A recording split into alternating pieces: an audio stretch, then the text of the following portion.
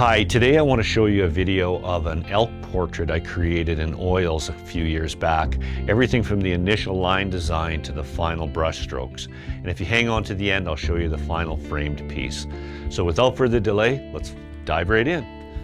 We're going to get started here with, I've got actually my usual palette here that I start off with a lot of my wildlife pieces, but what I've got here is obviously a bit of titanium white, ultramarine blue, my burnt umber, my burnt sienna, raw umber, and a raw sienna, and out here I've got the translucent violet, which is a very obviously in its namesake translucent type of color, but I like to use it in a lot of my antlers and different very useful color that I use throughout the piece. So anyway, we're going to start by blocking in certain areas of the piece, and we'll get that going once we find a decent brush here and get motivated here.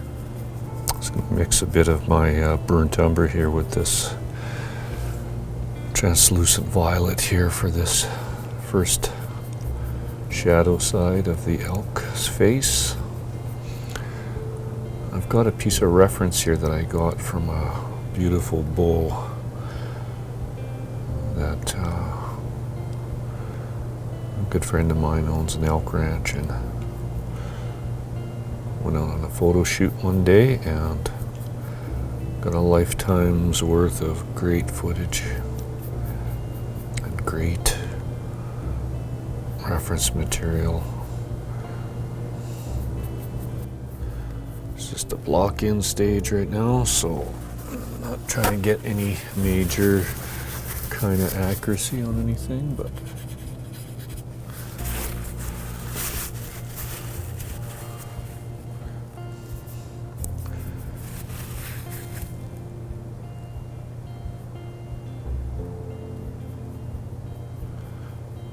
what I like about, and what caught my eye about this, was the light and dark on this. I love the lighting side of it, and it's when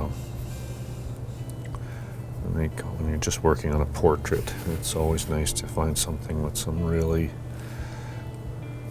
stark lighting like this, some nice shadows, and gives the whole thing a lot of volume.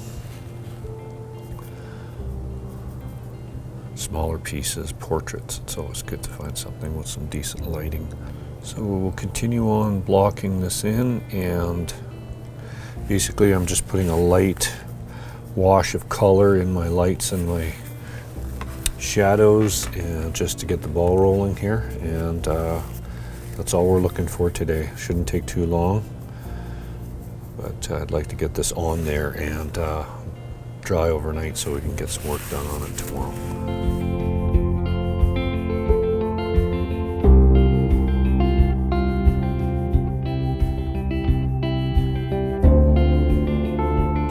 Okay, just wanted to jump in here and show you something here that I do sometimes on these underpaintings, and that's just to get a bit of thinner put on the tip of a Q-tip here and just do a wipe out of some of the paint I've got there, just to show a little bit more of the light areas that I'll be working on. And it's not necessary to do this, but gives me more of a visual on what's going on. Some of the lighter areas, it just helps to define things a little bit. Like, it gets confusing up in here, so it's nice to like this area here, that's actually light hitting that side of that tine, and it's kind of obliterated right now, and I just want to clean the paint off of that area just to denote for sure that that is the light side of the tine. So here's the light, and this is the shadow side of that long tine. So anyway, just a little bit of a technique I use on occasion.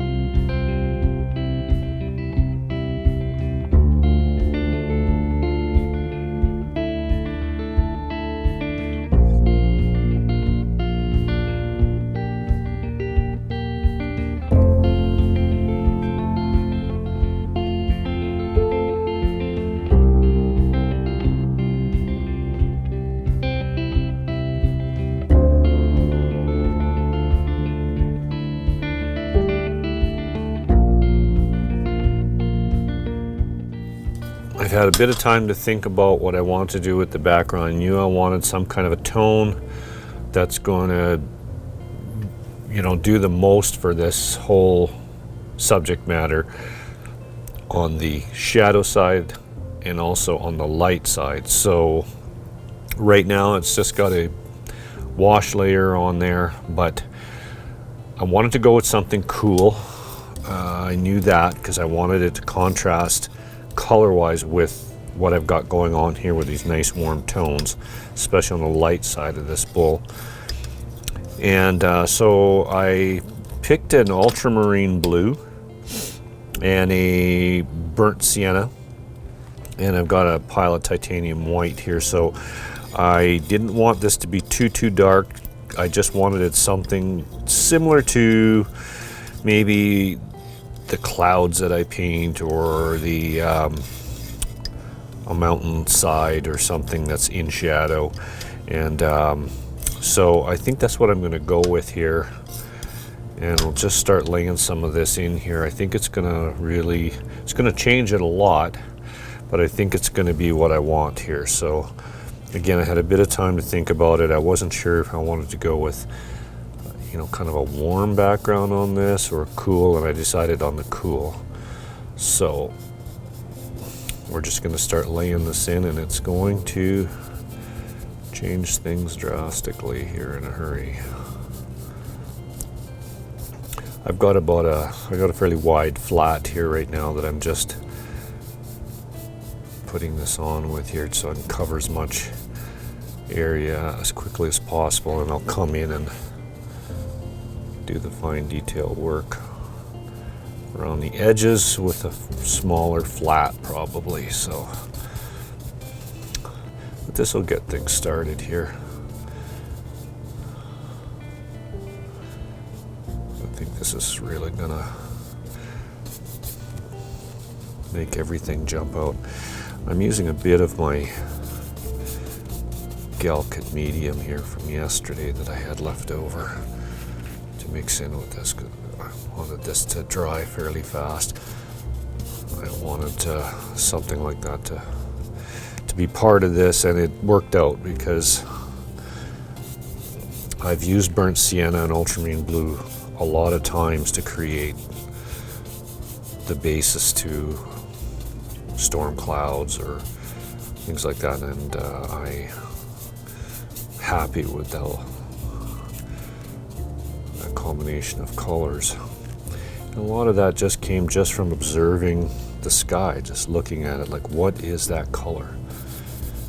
And I had so much time to look and think about it, and I just thought, you know, ultramarine blue, I see some ultramarine blue in there, and I also almost sometimes see a little bit of a rusty tinge in some of those clouds. And so I thought the burnt sienna would have been perfect to mix in with the ultramarine blue. So